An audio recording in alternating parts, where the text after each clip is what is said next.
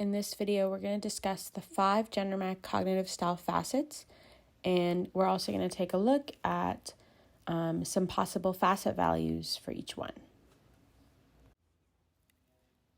This is a summary of the 5 cognitive style facets, and what cognitive style facets are aspects of human cognition that affect how users problem solve in software.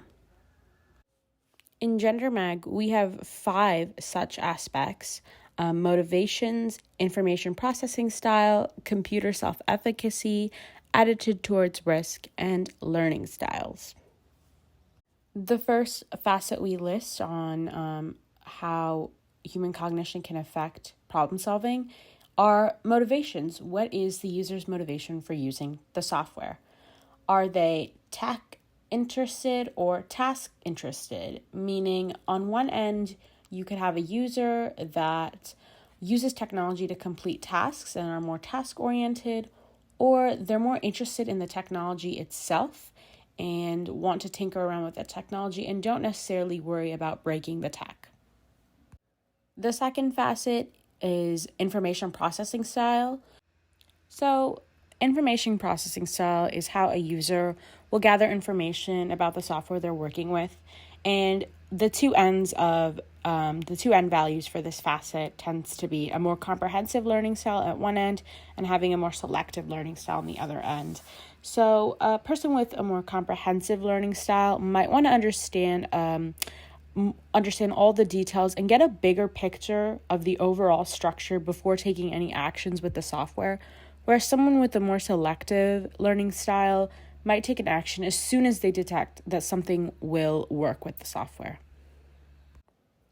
The next facet is computer self-efficacy, and the two ends of computer self-efficacy are low and high, and someone with low computer self-efficacy might blame themselves when there's a mistake or they encounter a problem within software, whereas someone with high computer self-efficacy has a feeling of confidence that it's the software that's poorly made when they encounter a mistake or encounter a problem.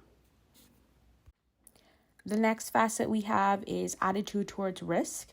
So again, looking at the two ends, we have risk tolerant versus risk averse. A person who is risk tolerant can tinker around and wouldn't feel bad if their actions led to bad consequences or unknown consequences, whereas a person who's more risk averse is someone who avoids taking actions that have unknown consequences. The last facet is learning style, how a user learns new information, whether they like to tinker or learn by some sort of defined process. So when someone is tinkering, they like to go about learning through an exploration on their own, click through things on the website, whereas someone who learns by process might seek instructions or try to make logical steps. So now let's take a look at this tool, and I had mentioned previously that each one of the facets, I was only describing the two ends of values, two end values for each facet, when really it's like a scale or a spectrum. So you can lie anywhere in this scale or spectrum. So we see that this is an activity where you can go in and rate yourself and self-scale yourself for each one of the facets. So if we look at information processing style, when using technology, if you lean more towards processing information comprehensively, meaning you want a full collection of information, then you can lean more to the right. If you are more selective with the information you gather, lean more towards left. So you can lie anywhere in the spectrum or scale of different facet values. And so if you wanted to try out this activity, you can go on OER Commons and self-rate your cognitive styles.